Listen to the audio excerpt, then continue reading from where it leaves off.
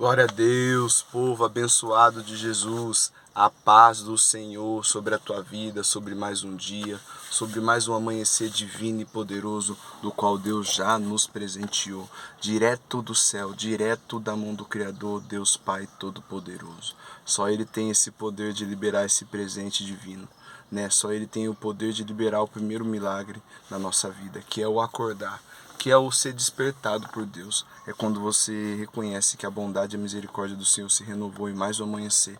É quando damos conta que não fizemos nenhum esforço para estar de pé hoje, né? Não foi nada da nossa parte, mas sim da parte de Deus.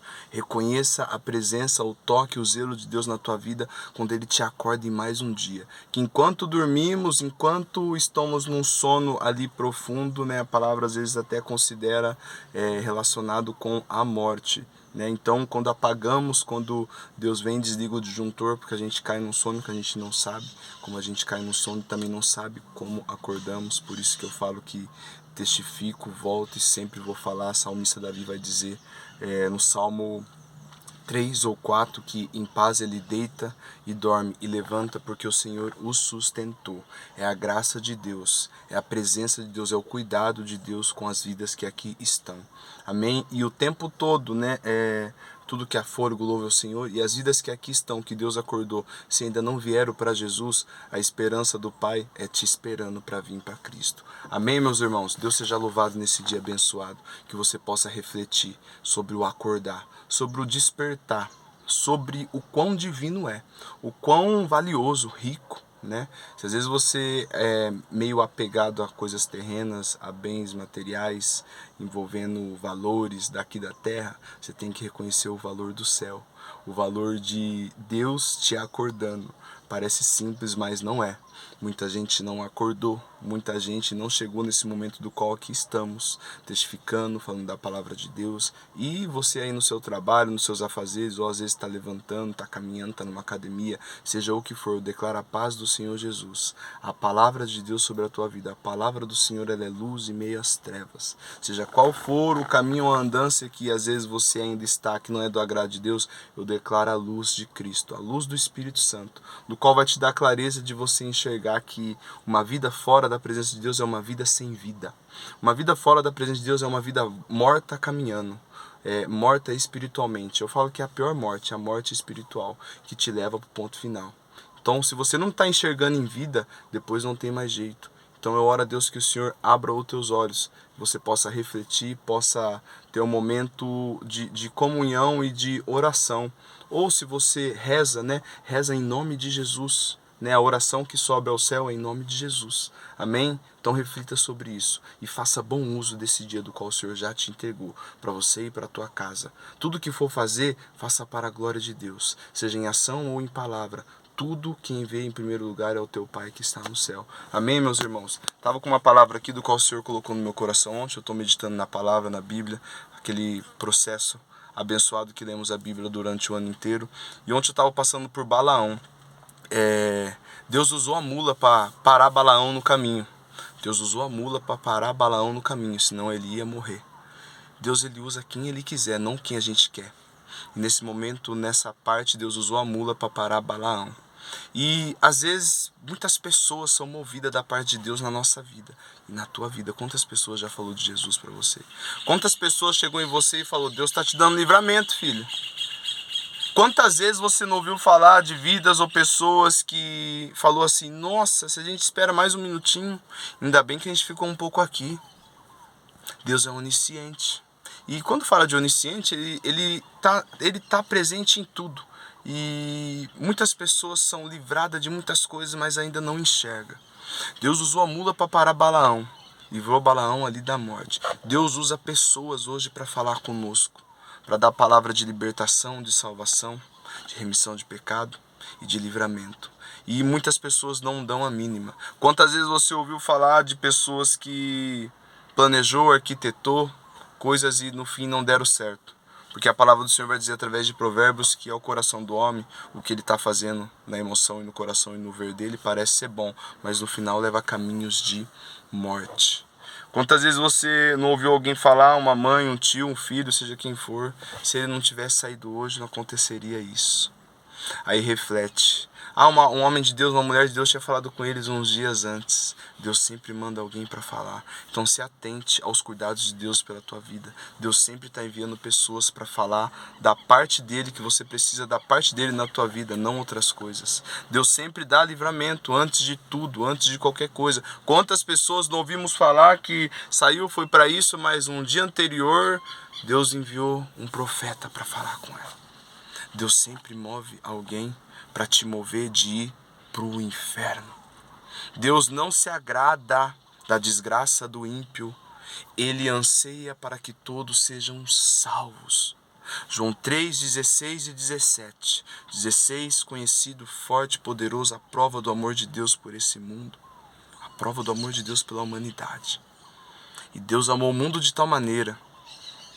Amou o mundo de tal maneira, é inexplicável o tamanho desse amor, que entregou seu único Filho unigênito para todo aquele que nele crê, não pereça e tenha vida eterna. Entregou, ofertou. Toma. E a gente às vezes só é acostumado a ter e querer, sendo que o Evangelho de Cristo, o Evangelho que salva. A palavra de Deus que salva, que cura, liberta, perdoa, começa com o Pai entregando o Filho. E Deus amou o mundo de tal maneira que mandou seu único Filho unigênito para todo aquele que nele crê, não pereça e tenha vida eterna. Para todo aquele que nele crê, vive uma vida aqui sendo direcionada pelo Espírito Santo e depois dessa vida ele tem a vida eterna. Deus mandou teu Filho para que adquirimos a salvação. Não é sobre essa vida é bênção sendo vivida na mão de Deus. Essa vida aqui na terra é bênção quando vivemos para o Filho de Deus. Apóstolo Paulo vai dizer que a vida que ele vive hoje na carne é para o Filho de Deus. Por isso não mais eu, mas Cristo vive em mim. Gálatas 2:20. Aleluia. Versículo 17. Porque Deus amou o mundo. Porque Deus enviou o teu Filho ao mundo não para que o mundo fosse condenado. Não para que condenasse o mundo, mas sim para que o mundo fosse salvo por ele. Aleluia. Deus anseia que todos sejam salvos. Mas vou lá em Apocalipse, no último livro da Bíblia. Apocalipse, livro da revelação, doutrina dos últimos dias, doutrina das coisas futuras. Eis que estou à porta e bato. Se você ouvir, abrir, eu entro e passo tudo. Cearei tudo contigo, mas se a pessoa não ouvir, não abrir o coração para Deus entrar, não tem como. Ele pode ansiar pela tua alma para que seja salvo, por amor à tua vida. Deus envia, faz isso, mas se você não quiser, não tem o que ele fazer. Então se atente com os enviados de Deus na tua vida.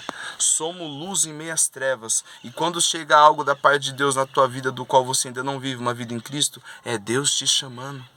E depois não adianta se lamentar, depois não adianta falar que ninguém avisou, ninguém falou. Depois vai vir à tona todas as vezes que Deus falou com você.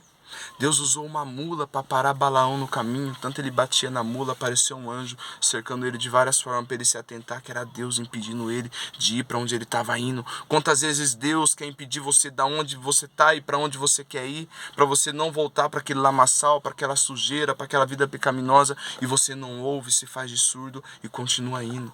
Deus quer dar livramento, Deus quer tirar por inteiro a tua vida de pecado.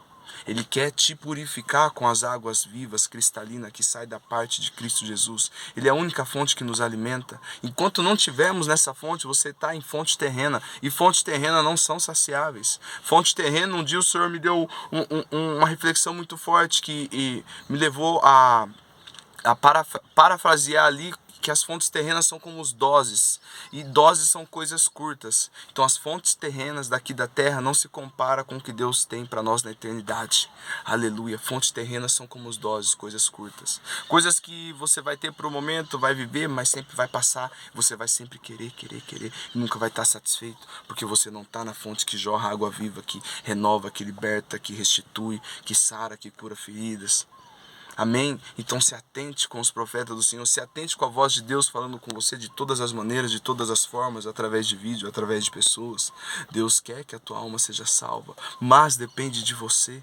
Aleluia. Balaão se atentou no último momento, depois de tantas paradas do anjo do Senhor tentando parar ele ali, né? Batendo na mula, e Deus usou a mula para falar com ele. Meu Deus, usou o animal por causa de uma vida. Ele usa quem Ele quer, irmãos. E nesses tempos do qual estamos vivendo, muitas vidas em Cristo estão sendo usadas para falar para as vidas que ainda não estão em Cristo, para que Jesus seja o centro da vida deles. Jesus é o caminho, a verdade e a vida. Não tem outra notícia que não seja a boas novas. Essa é a única notícia que não tem validade. ela se renova a cada manhã. Ela é viva e eficaz, é a palavra de Deus. Deus te abençoe, ótima quinta, que o Senhor conduza teus passos por onde for, que você possa se atentar à voz de Deus quando vir alguém da parte de Deus falar do Senhor Jesus Cristo para a tua vida, que há salvação para ti e para a tua casa. Deus seja louvado. Apóstolo Paulo, com Silas na prisão, louvando e orando a Deus.